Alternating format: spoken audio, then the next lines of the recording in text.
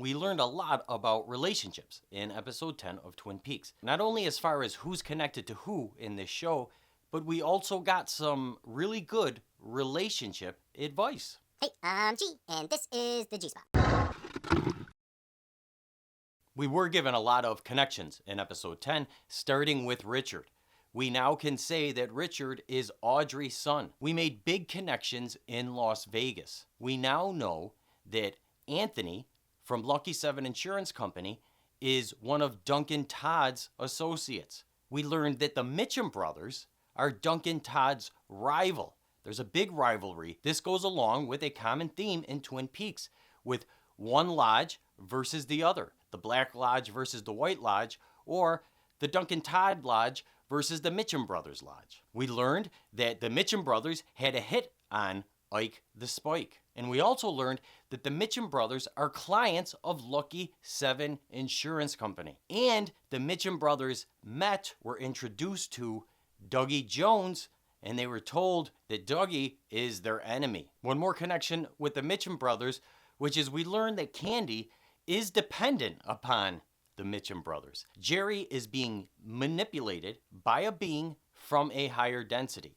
He is literally being controlled by an outside force, like he's a puppet and somebody else is controlling the strings. I won't be surprised if we see Jerry show up at the same spot that Truman, Bobby, and Hawk show up, 253 yards from Jack Rabbit's palace. We are able to officially link Doppelganger Cooper to the glass box after seeing a photo of him standing next to it. We can't definitively say that Cooper made the black box. Now, it is possible that Doppelganger Cooper did make the glass box. We did see a photo of Doppelganger walking out of a house at one point, and it was a really big house, leading us to believe that he does have access to a decent amount of money. We also learned that Diane is some type of spy. Those are all the connections we were given in episode 10. Let's take a look at the lesson that was presented to us. To start off, we were given a lot of negative ways that we go about interacting with each other, interacting with people we're in relationships with. We saw Richard and his complete violation towards women and humanity. Just a really bad example of how we should be interacting with one another. We also saw Steve and his abuse of Becky. We saw Candy and her passive assault on Rodney.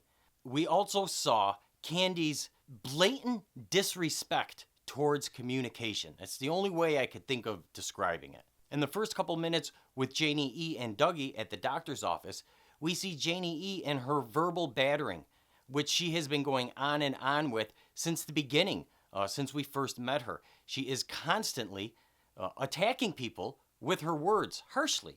We saw that Chad and Diane use deceit and lies when dealing with other people that they have relationships with.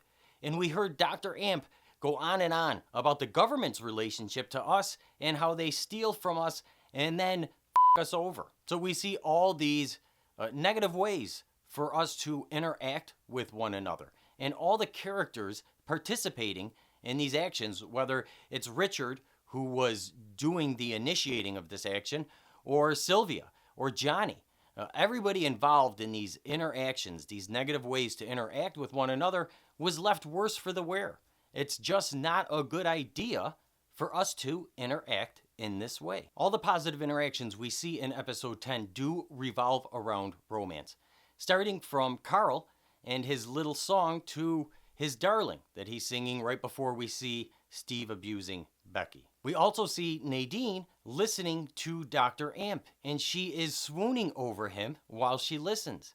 Now, the interesting part about this scene is she calls Dr. Amp beautiful, but I don't believe she's talking about his physical appearance. She is focused on his intellect.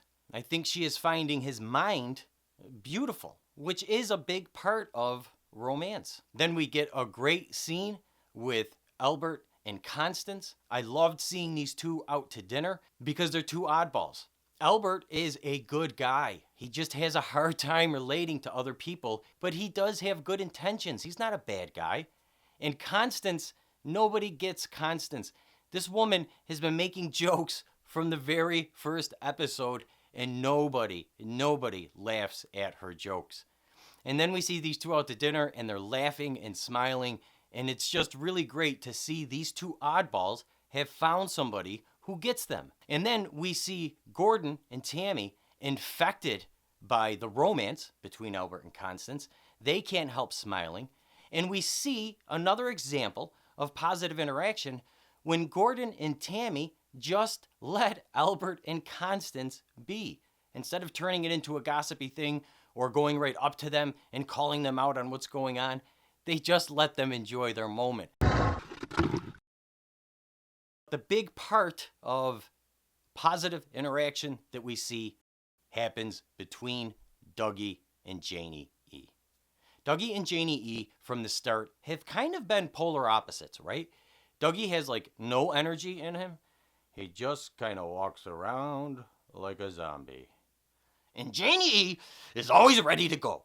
Anybody she talks to really gets it from her. I mean, she is just bursting all the time. And we see when first in the doctor's office, she is going on about Dougie's gambling, Dougie's drinking, blah, blah, blah, blah, blah, blah, blah, blah, blah. She doesn't stop until Dougie takes his shirt off and she's distracted by his body. Then they go home and it's the same thing. She is just smiles and she is so high at this point. The sex scene we saw with them was not a filler. It wasn't just to have fun. There is a strong statement that they're making, and we are going to finally see a big change in Dougie because he had sex. Janie E is literally going to bang the Cooper out of Dougie. And we see the immediate effects on Dougie with this huge grin on his face. It is obviously something that he needed.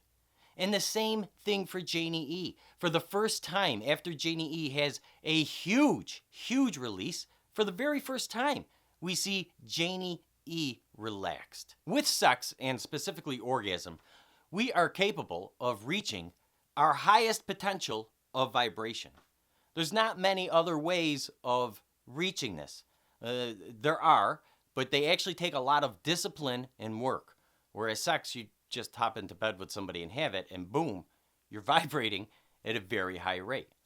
Reaching this very high rate of vibration is what's going to cause an awakening within Dougie Cooper. So this action is actually pivotal to Cooper's recovery.